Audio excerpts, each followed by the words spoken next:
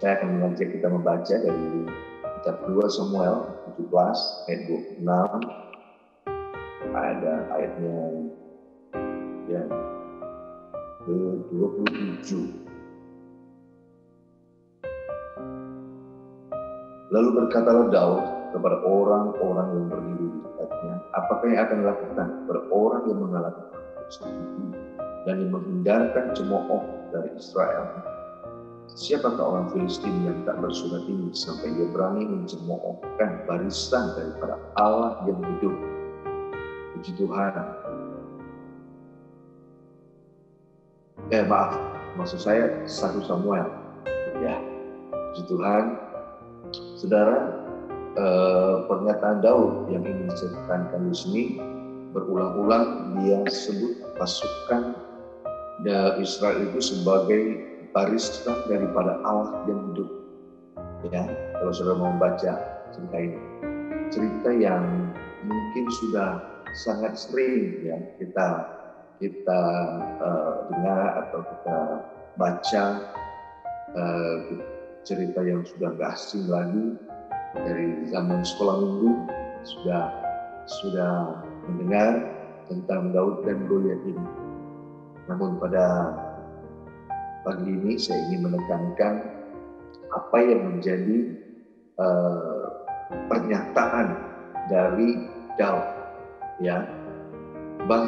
Saul dan pasukannya yang sebenarnya cukup gagah perkasa, ya, sudah beberapa waktu lamanya terintimidasi, ya, dengan sosok dari Goliat yang luar biasa, ya, karena dia punya gambaran yang luar biasa, ya, tingginya, lalu peralatan perangnya yang dia pakai, ya, senjata-senjatanya yang ya kalau kita gambarkan sekarang ini canggih, kira-kira gitu ya, luar biasa. Memang mungkin membuat pasukan Israel ciut, kira-kira begitu. Nah, namun saudara, berulang kali Daud menyampaikan pernyataan ini, dan ini menarik bagi saya. Ya, berulang kali dia katakan bahwa ini adalah barisan Allah yang hidup. Kenapa? Sampai dicemooh, kira-kira begitu. Ya, sampai di depan Raja Saul sekalipun dia ulangi lagi pernyataannya seperti itu. Nah, saya percaya, ya, Daud memiliki mata rohani yang baik, jelas, melihat siapakah Allah itu, siapakah pasukan Israel itu, ya, yang didukung oleh Allah. Sementara pasukan itu sendiri yang mestinya karena sudah biasa di dalam medan pertempuran, ya, mental mereka jelas lebih hebat. Kira-kira begitu, ya, mental mereka luar biasa. Tetapi kita lihat di sini, saudara, ya, segala sesuatu bisa terjadi. Ya, kita tidak bisa mengandalkan kekuatan, pengalaman dan lain sebagainya. Tapi kita perlu memiliki suatu mata rohani yang selalu jelas, ya, untuk melihat kebesaran Allah kita. Sebabnya Rasul Paulus dalam Efesus pasal yang pertama ayat 18 sampai 22, di situ kita juga membaca Rasul Paulus mendoakan jemaat di Efesus supaya mereka memiliki mata rohani yang saya bacakan saja, dan supaya ia menjadikan mata hatimu terang agar kamu mengerti pengharapan apakah yang terkandung dalam panggilannya, betapa kayanya kemuliaan bagi yang ditentukannya bagi orang-orang kudus, dan betapa hebat kuasanya bagi kita yang percaya sesuai dengan kekuatan kuasanya yang dikerjakannya di dalam Kristus dengan membangkitkan dia dari antara orang mati dan seterusnya. Saudara, kita lihat di situ Rasul Paulus berdoa supaya jemaat Tuhan di Efesus dapat selalu mengerti pengharapan apa yang terkandung dalam panggilan Tuhan atas setiap kehidupan kita. Ada kuasa yang luar biasa, ya. Ada penyertaan dari Allah yang luar biasa di dalam kehidupan orang-orang Kristen, ya.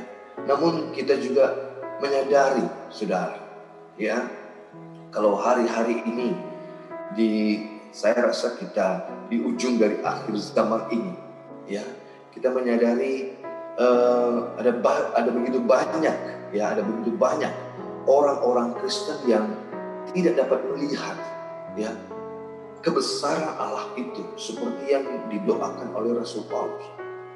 Sehingga ada banyak orang-orang Kristen yang justru mengalami kemunduran secara rohani, ya, merasa ibadah mereka menjadi seperti ibadah yang sia-sia. Walaupun tentu saya bersyukur, saudara, ya, ada juga tentunya, ya, orang-orang yang seperti, yang puji Tuhan, seperti penjaga menara pada pagi hari ini. Apalagi namanya penjaga menara, saudara, ya. Pasti kita harus menjaga mata hati, mata rohani kita selalu terang benderang untuk melihat apa yang sedang Allah kerjakan. Ya, kalau kita membaca dalam 2 Petrus pasal 3 ayat 3-7, saudara, di situ Petrus menjelaskan bagaimana akan tampil pengejek-pengejek di akhir zaman, saudara. Orang yang mulai mempertanyakan, mana katanya sudah mau datang, kok nggak datang-datang Tuhan Yesus itu. Saudara, hal ini membuat banyak orang, ya, banyak orang Kristen, orang yang sudah Kristen, mengalami kemunduran rohani, saudara. Ya, kalau saya baru-baru ini disampaikan, ada teman yang menyampaikan berita bagaimana ada gereja di Australia, ya, itu kebetulan yang membeli gereja itu orang Indonesia, lalu merubah gereja itu menjadi masjid. Beberapa waktu lalu saya sudah juga mendapat, ya, ada yang membagikan, ya, video bagaimana di Eropa terjadi, ada gereja yang dirubah,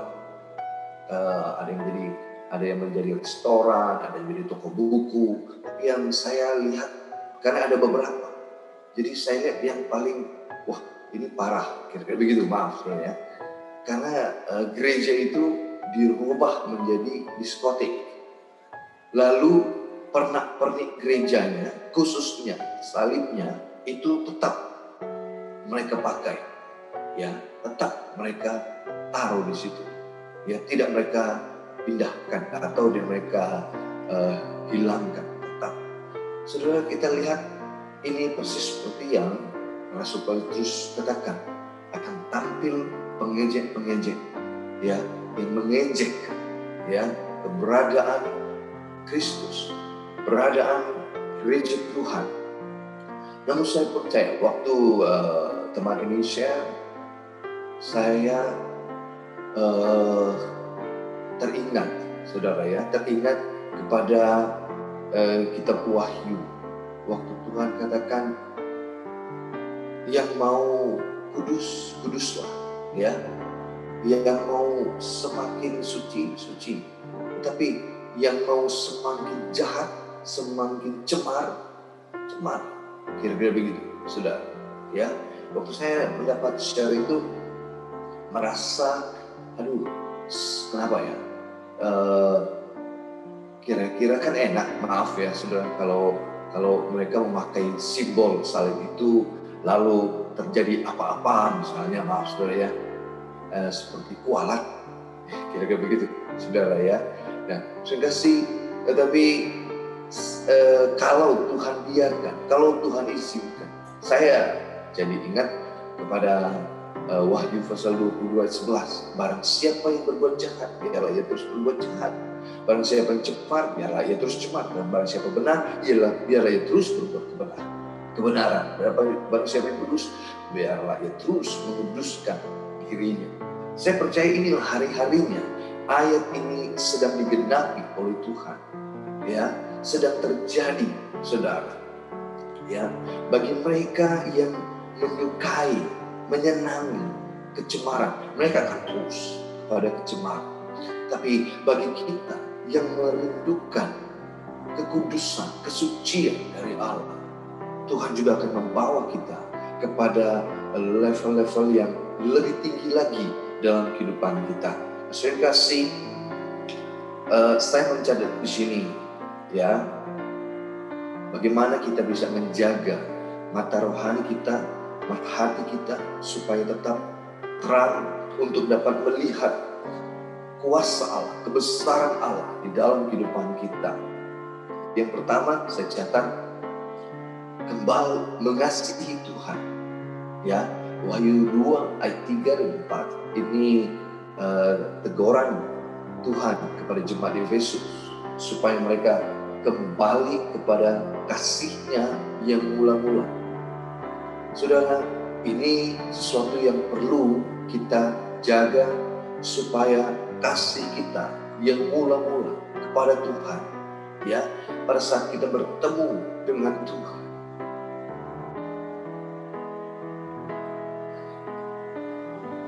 saya percaya ada banyak pengalaman yang luar biasa saat kita bertemu dengan Tuhan. Ada kasih yang luar biasa saat kita bertemu dengan Tuhan.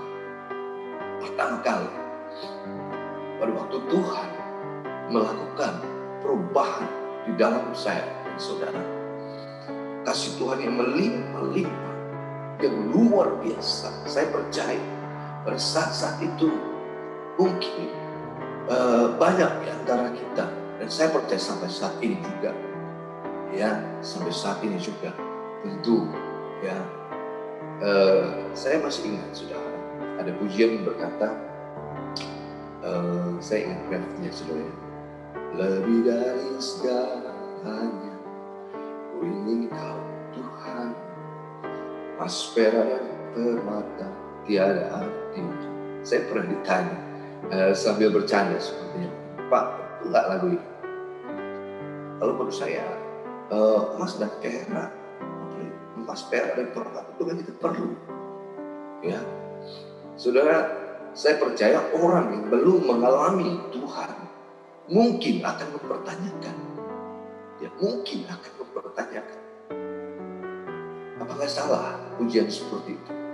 Emas perak dan permata, ya, itu tiada artinya.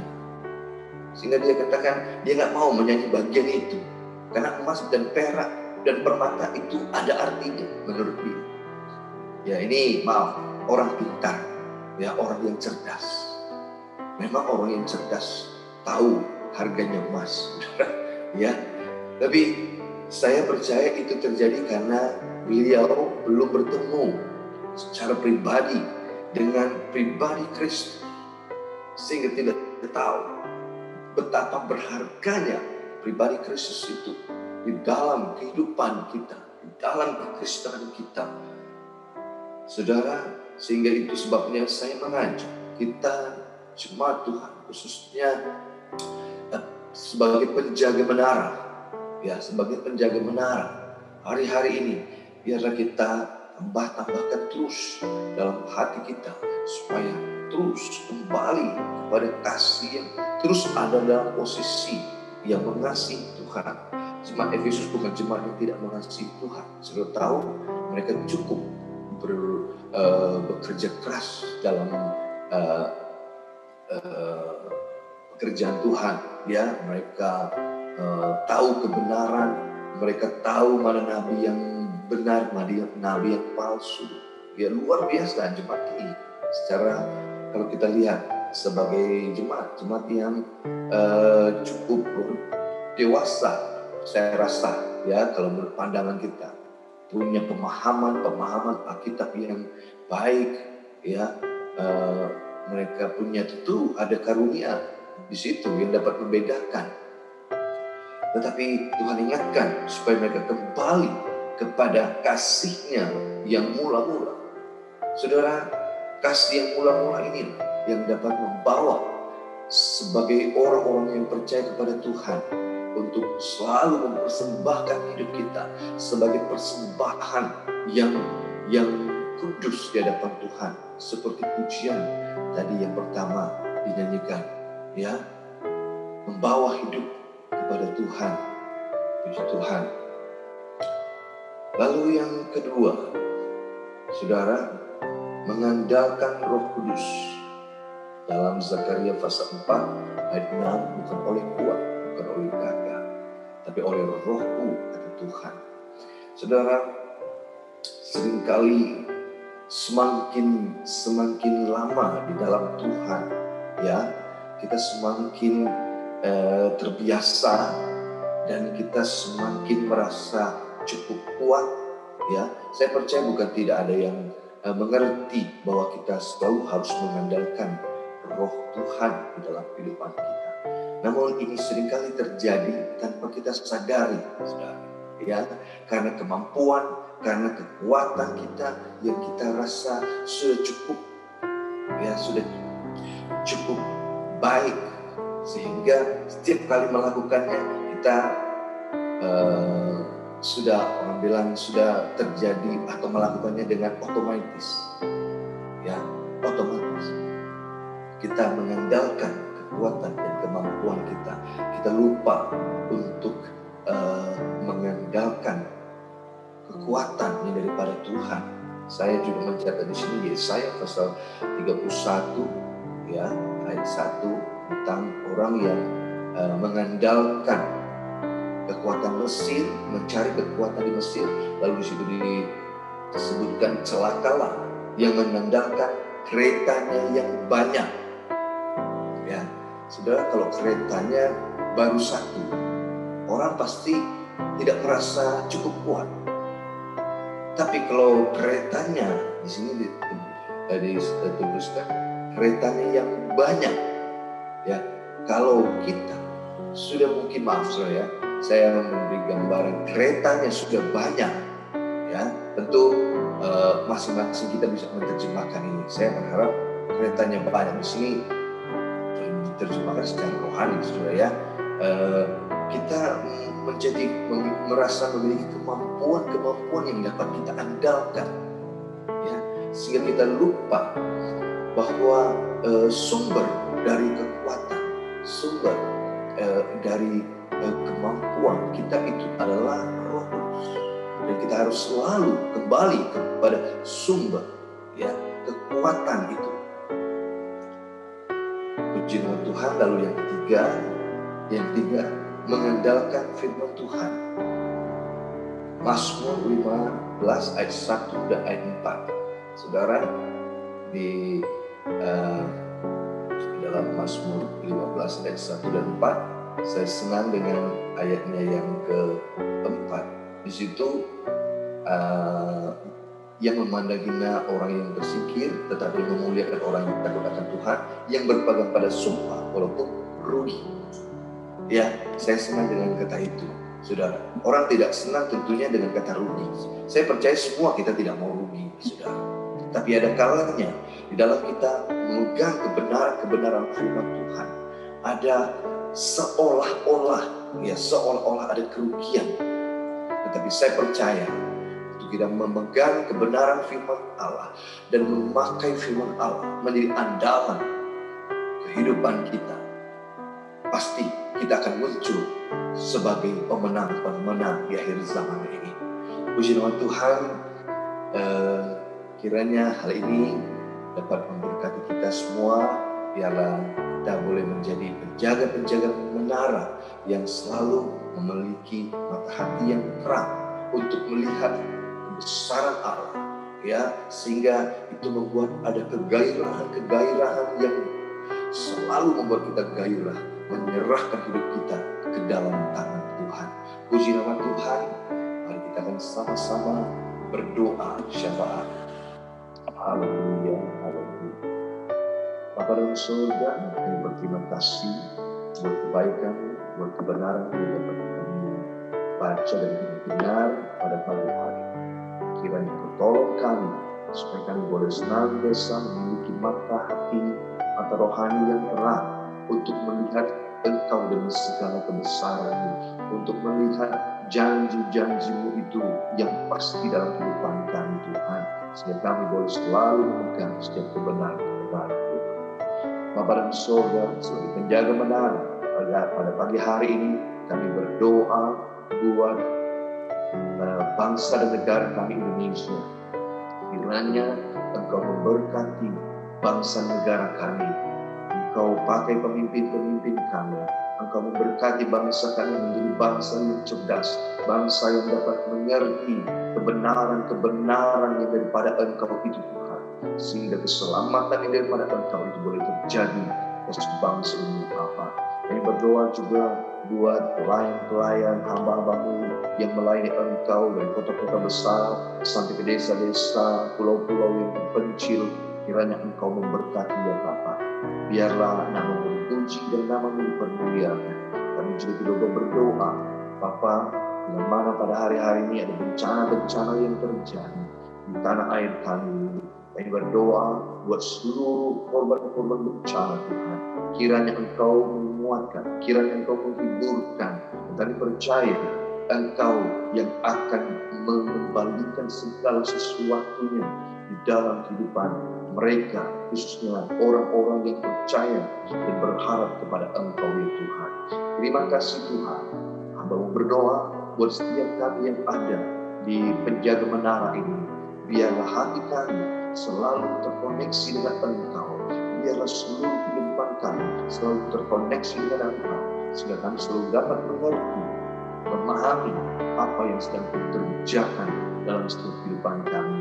Dalam kehidupan kami, bila mana ada yang sakit, kami berdoa kiranya Engkau berikan kesembuhan ya Tuhan. Bila mengalami masalah-masalah, baik itu di dalam usaha, dalam rumah tangga, kami berdoa dalam nama Tuhan Yesus Kristus. Kiranya kuasa Allah menyatakan bagi setiap kami, sehingga kami boleh tetap berjalan, bukan dengan apa yang kami lihat secara jasmani, tapi kami boleh berjalan dengan apa yang tak kelihatan, sebagaimana firman katakan.